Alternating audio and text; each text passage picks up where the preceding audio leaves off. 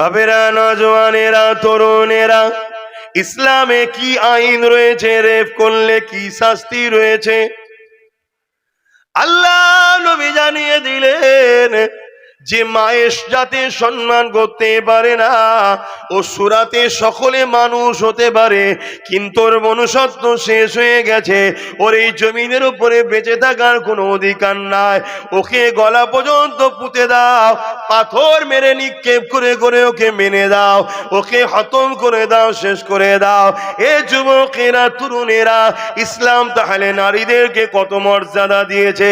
নারীদের জন্য ইসলাম কি কড়া আইন করেছে। যদি কেউ নারীকে রেপ করে, জুলুম করে, তাকে গলা পর্যন্ত পুঁতে দিয়ে তাকে পাথর মারতে মারতে মেরে ফেলো।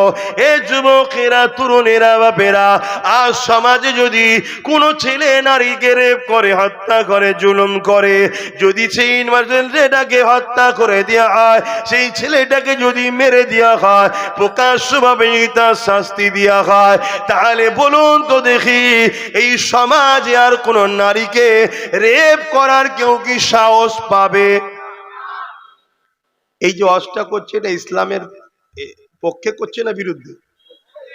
আমি সব জিজ্ঞেস করছি কেন, বুঝতে পারছি? অসুবিধা হচ্ছে? একটু কথা বলতে হবে, একা একা ভাল লাগছে না।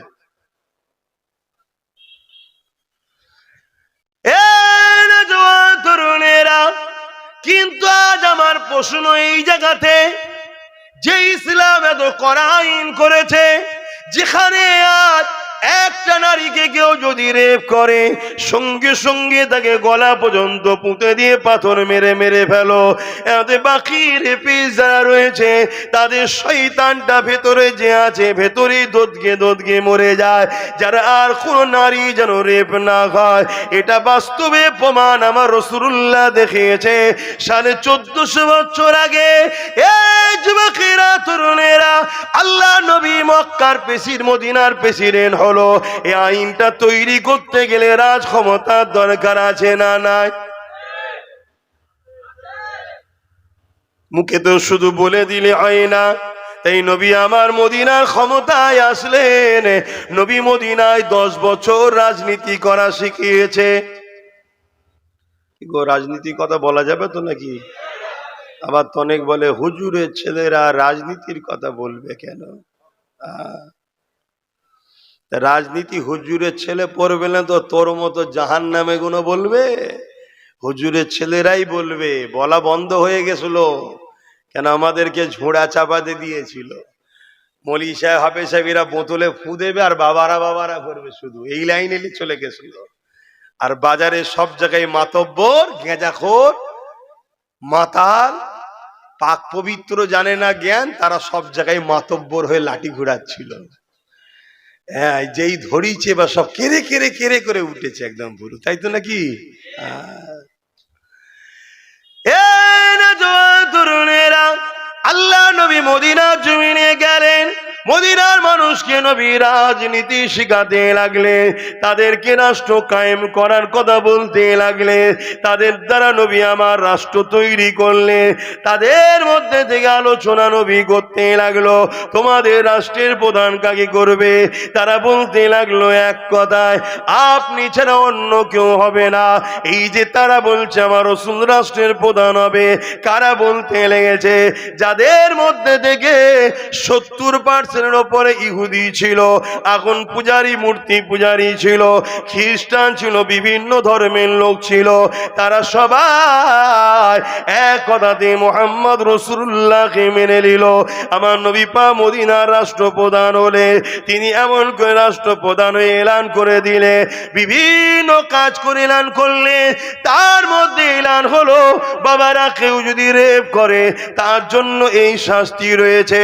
যুবকেরা মন দিয়ে শোনো, 1450 বছর হয়ে গেল ওই যে আইনটা নবী চালু করে দিল, সেই দিন থেকে আজকের দিন পর্যন্ত মদিনার জমিনে নারীরা রেপ তো দূরের কথা, আজকে দিন পর্যন্ত মদিনার জমিনে কোন নারীকে ইফটিজিং টিটকিরিও মারা হয় না। আরো জোরে বলুন সুবহান। এখানে কেউ আছেন হাতের তালুতে আগুনের টুকরো রাখতে পারবেন?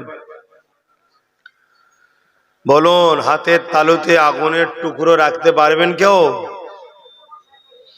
হ্যাঁ কি না বলুন, কিছুটা কথা আছে। এর থেকেও কঠিন রসুল বলছেন ঈমান বাঁচানো, বড় কঠিন। সেই সময় এসে গেছে, বাপ এদেরকে একটু সুযোগ দেবা। এরা বাইরে বাইরে সব ছেলেরা থাকে, তারা কমসে কম গান বাজনা ছেড়ে দিয়ে আমার জলসাটুকু শোনে।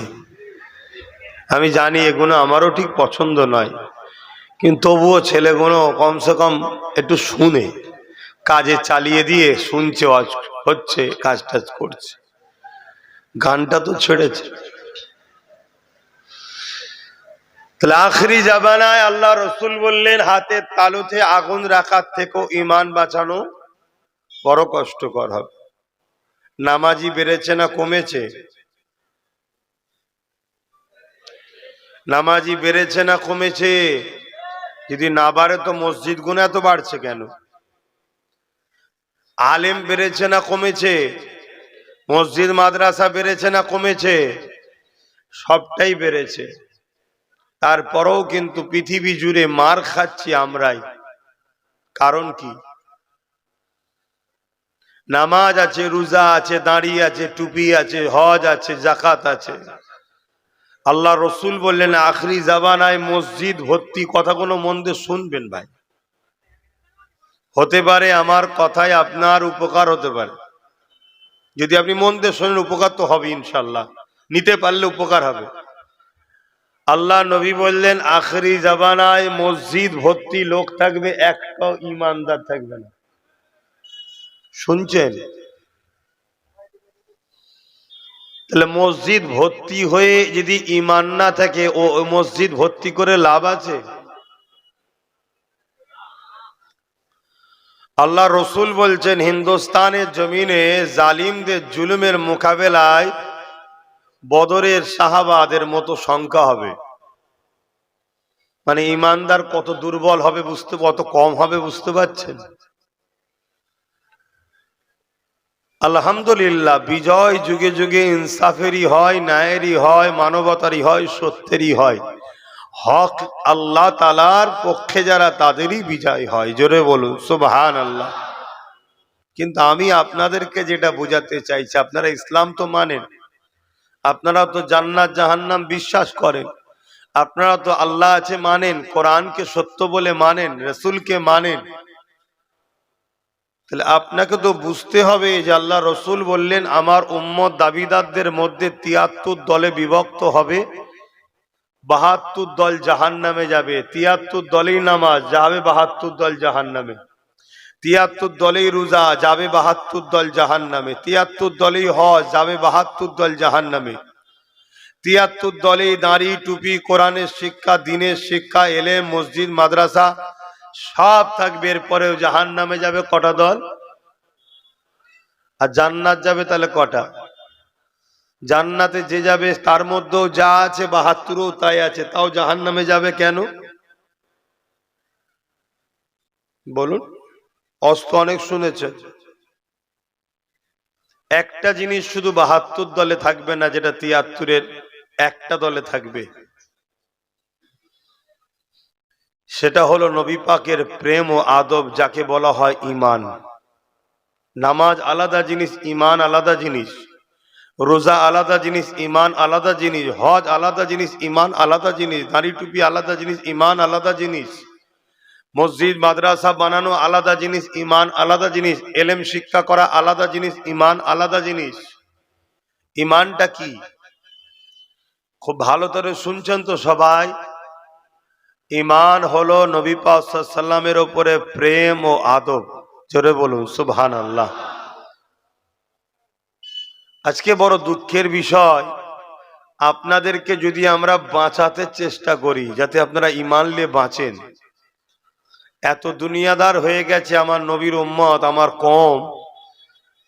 ভালো কথা বললো আমার কমের ভালো লাগছে না।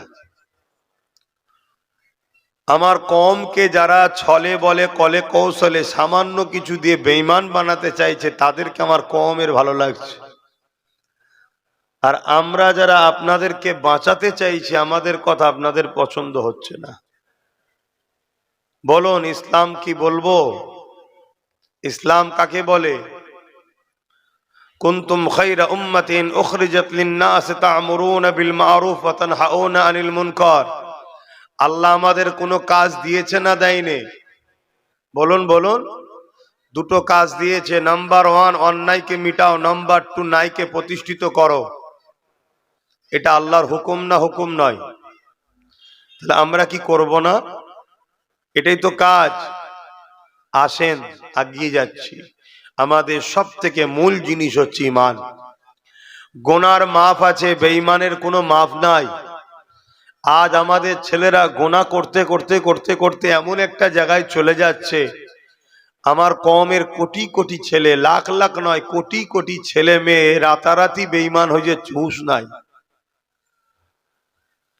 হযরতে মাওলা আলী শেরে খোদা রাদিয়াল্লাহু তাআলা আনহু একদিন শিকার করার জন্য হুজুরের কাছে ইজাজত চাইলেন। আল্লাহ নবী বললেন 3 দিকে যাবে, একদিকে যাবে না। 3 দিকে যাওয়ার ইজাজত দিল, একদিকে যেতে ইজাজত দিল না। হযরতে মাওলা আলী 3 দিকে গেছে, কোনো শিকার পায়নি। ফিরে আসার সময় কৌতূহল হলো, যেদিকে হুজুর যেতে নিষেধ করেছে সেই দিকেই চলে গেছেন, খেয়াল নাই।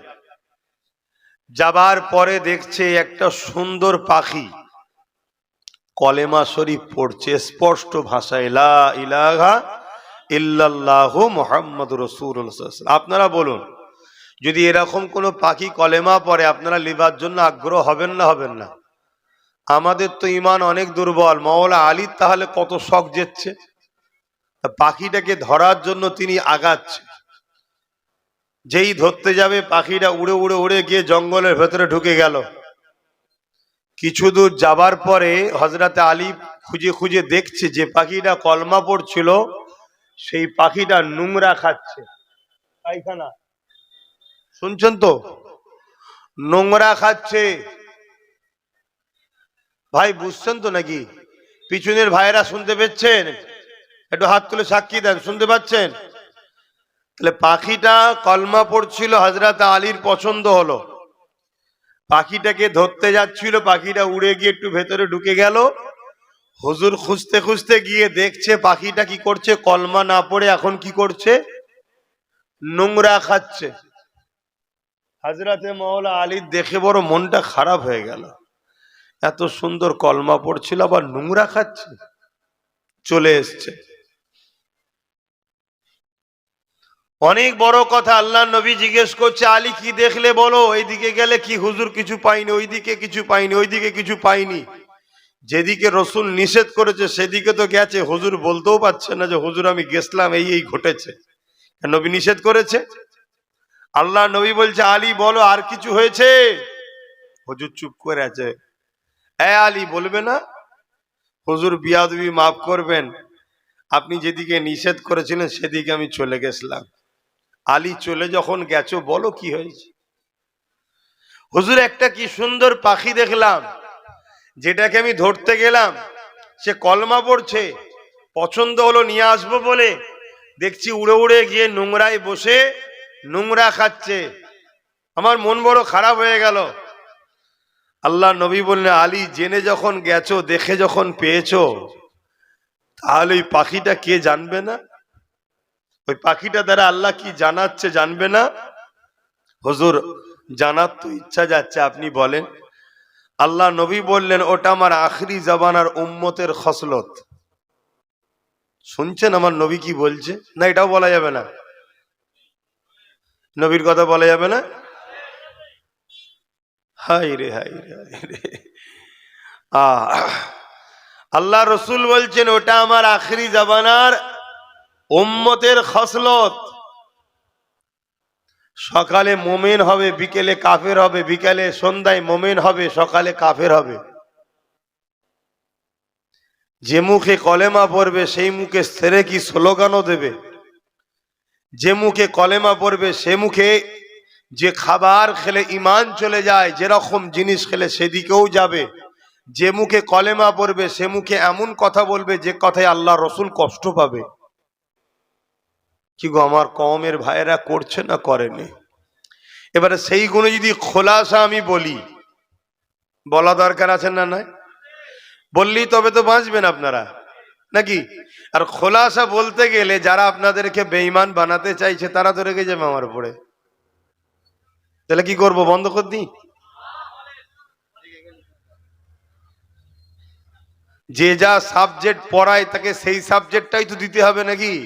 হ্যাঁ, কেউ অঙ্কের টিচার, তাকে যদি এখন বলেন আপনি হিস্ট্রি পড়ান, তাহলে গন্ডগোল হবে না? হবে না? তাহলে একটা স্কুলে অনেক সাবজেক্ট থাকে, অঙ্ক থাকে, হিস্ট্রি আছে, বাংলা আছে, ইংলিশ আছে, দর্শন আছে, অনেক সাবজেক্ট। শিক্ষকও অনেক আছে না? নাই? ইসলাম একটা ব্যাপক ধর্ম, বিশাল বড়, কমপ্লিট।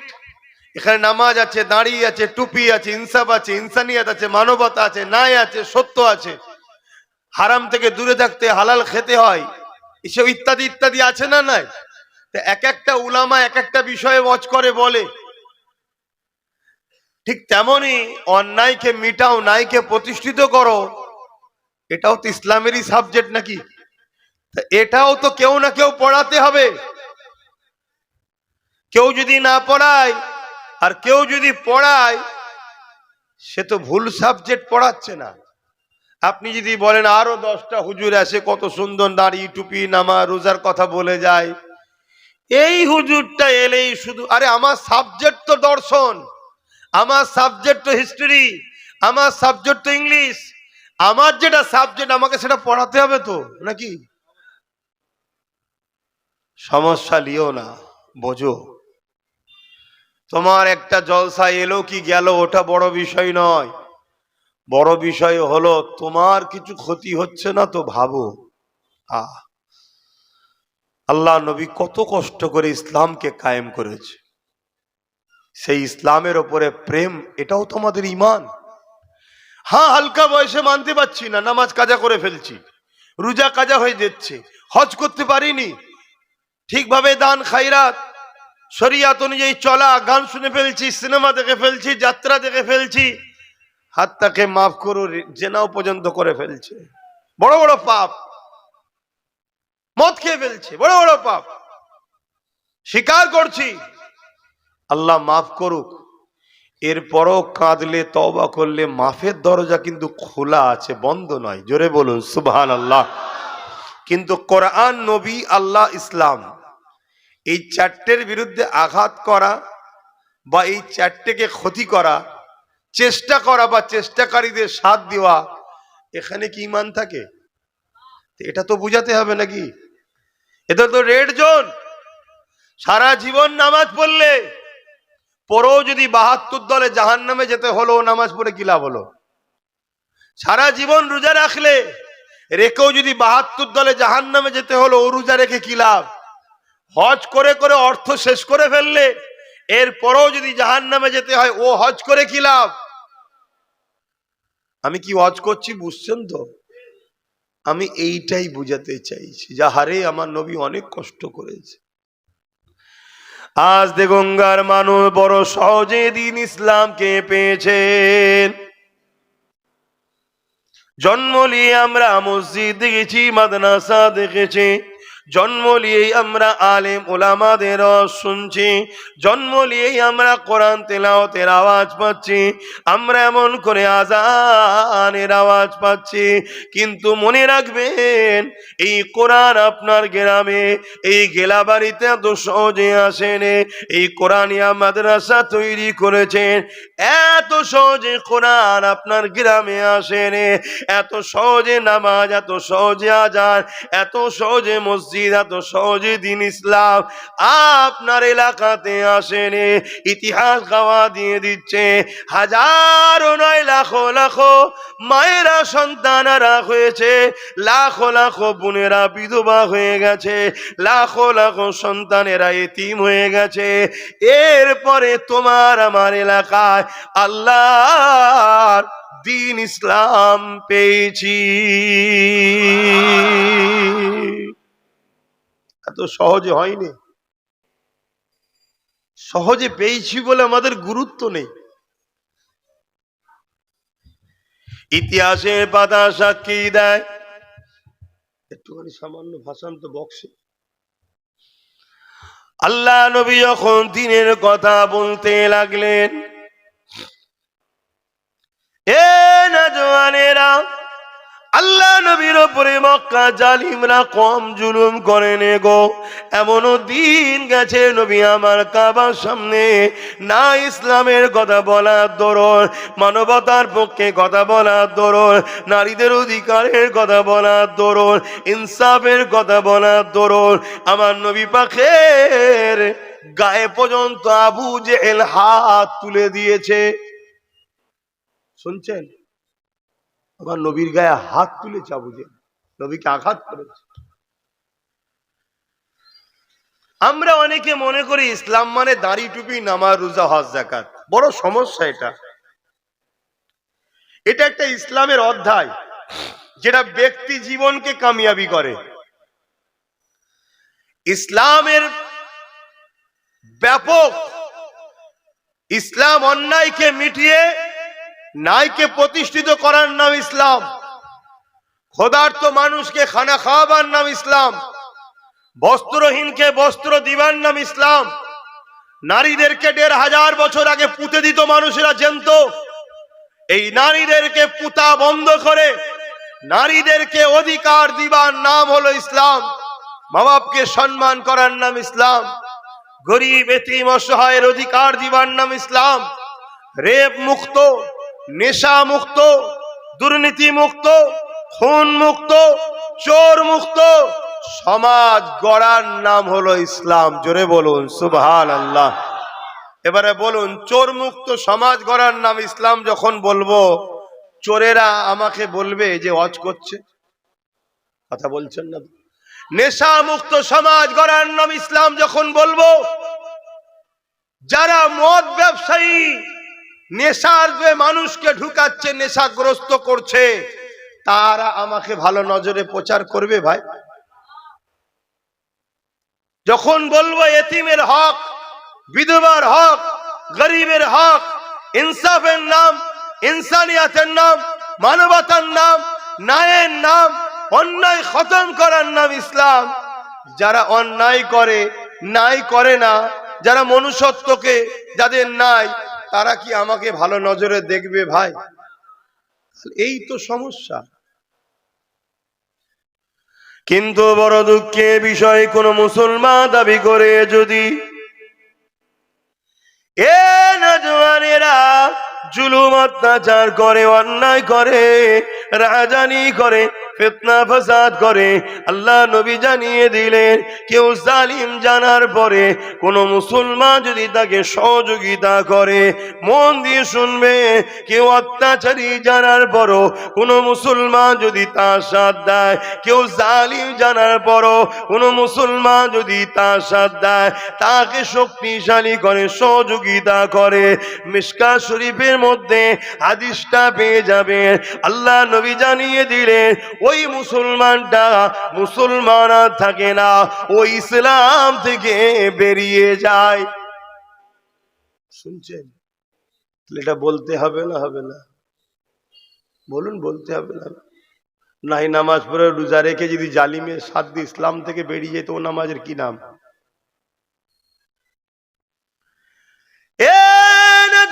তরুণেরা, আল্লাহ নবী অনেক কষ্ট করেছে দ্বীন ইসলামের জন্য। আল্লাহ নবী মক্কা জমিনে এসে যখন বলল লা ইলাহা ইল্লাল্লাহ আনা মুহাম্মাদুর রাসূলুল্লাহ, আল্লাহ ছাড়া কোনো ইলাহা নাই, আমি মুহাম্মদ আল্লাহর প্রেরিত রাসূল। তারপরে নবী আমার জানিয়ে দিয়েছে, এ দুনিয়া মানুষেরা, তোমরা নারী হত্যা বন্ধ করো, নারীদেরকে জেন্ত জেন্ত পুঁতে দিও না, নারীদেরকে বাজারে নিলামে তুলতে কোনো বন্ধ করো। তারা বলতে লাগলো, মুহাম্মদ সাল্লাল্লাহু আলাইহি ওয়াসাল্লাম, নারীরা কোনো অশুভ, এদের কোনো বাঁচার অধিকার নাই। আল্লাহ নবী জানিয়ে দিলেন, না না না, নারী হলো অশুভ নয়। যদি কারো সংসারে পুত্র কন্যা সন্তান হয়, এর মানে ওই নারীর বাবাকে আল্লাহ জান্নাতে সংবাদ দিল।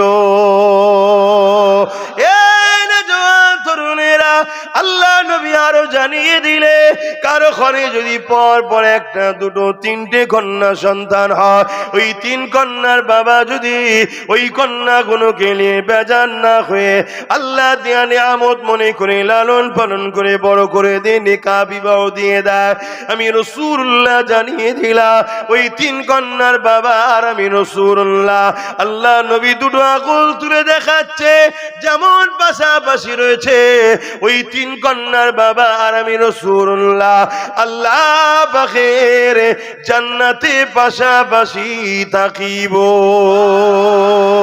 আরো জোরে বলুন সুবহান।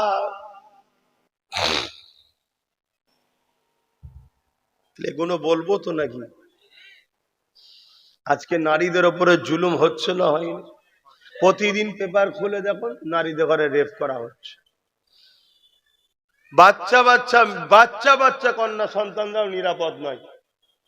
বলুন বলুন, আমি ভুল বলছি? তাহলে যে সমাজে নারীরা রেপ হয় আর হাজার হাজার পুরুষ এটাকে রুখতে পারে না, এগুলো কি পুরুষ? কথা বলছে না।